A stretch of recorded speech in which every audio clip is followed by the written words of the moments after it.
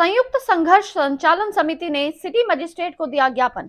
खबर है यूपी के फर्रुखाबाद से, जहां जिले के संयुक्त संघर्ष संचालन समिति फर्रुखाबाद द्वारा पुरानी पेंशन बहाली अभियान को लेकर सिटी मजिस्ट्रेट सतीश चंद्र को राज्यपाल व मुख्यमंत्री उत्तर प्रदेश के नाम ज्ञापन सौंपा गया है, जिसमें कहा गया है कि पुरानी पेंशन की बहाली की मांग विगत 15 वर्षों से लंबित है और सरकार इसे मानने को तैयार नहीं है, जबकि यह प्रदेश के 1,70,000 कर्मचारी, शिक्षकों और उनके परिजनों से जुड़ी मांग है।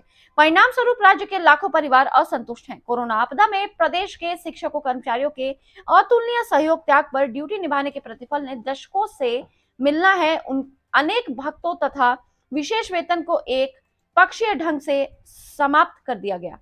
देखिए फर्रुखाबाद से डिस्ट्रिक्ट इंचार्ज मितेश कुमार सिन्हा की रिपोर्ट।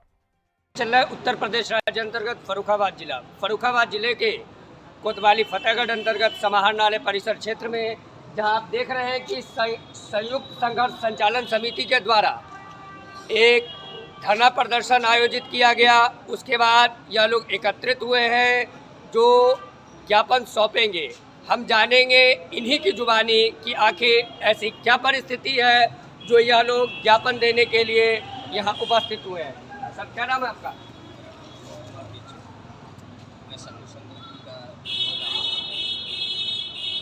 दीक्षित जी, जिस प्रकार से आप लोग यहाँ भारी मात्रा में उपस्थित हुए हैं और ज्ञापन देने के लिए, ऐसी क्या परिस्थिति है जो आप ज्ञापन देने के लिए यहाँ उपस्थित हुए हैं? हमारे कर्मचारियों को 2005 से हमारे कर्मचारी पुरानी पेंशन जो सरकार द्वारा खत्म कर दी गई है, हम उसके लिए आंदोलन शुरू से करते चले आए हैं, वो आज भी कर रहे हैं। हमारी सरकार से मांग है कि हमारी पुरानी पेंशन बहाल की जाए, कि हमारी पुरानी पेंशन न बहाल होने से हमारे कर्मचारी भाइयों में जो सेवानिवृत्त होते हैं तो किसी को 1,000-1,100 रुपये का उनको मिलता है, जिससे उनकी कोई भी परिस्थितियों में किसी तरीके का समाधान नहीं होता है।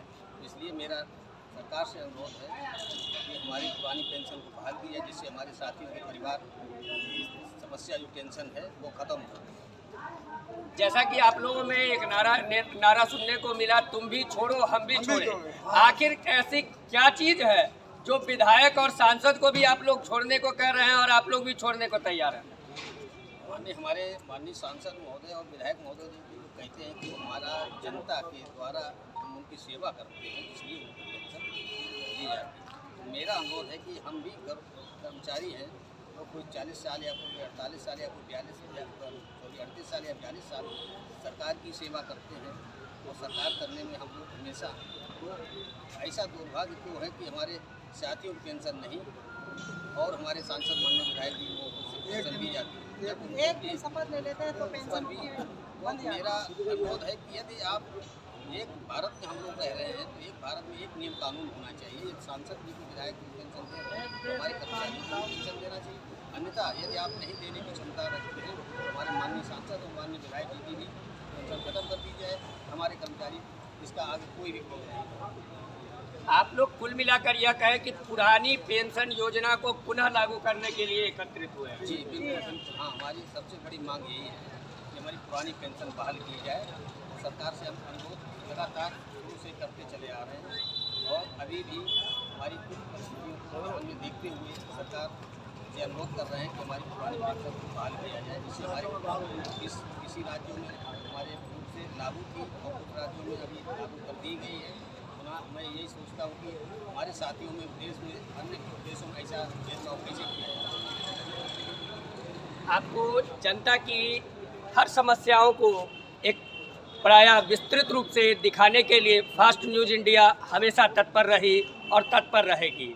लगातार ऐसी ही खबर को देखने के लिए आप देखते रहे फास्ट न्यूज़ इंडिया। हर खबर पर नज़र। मितेश कुमार सिन्हा के साथ fast news India, bureau report, Farrukhabad.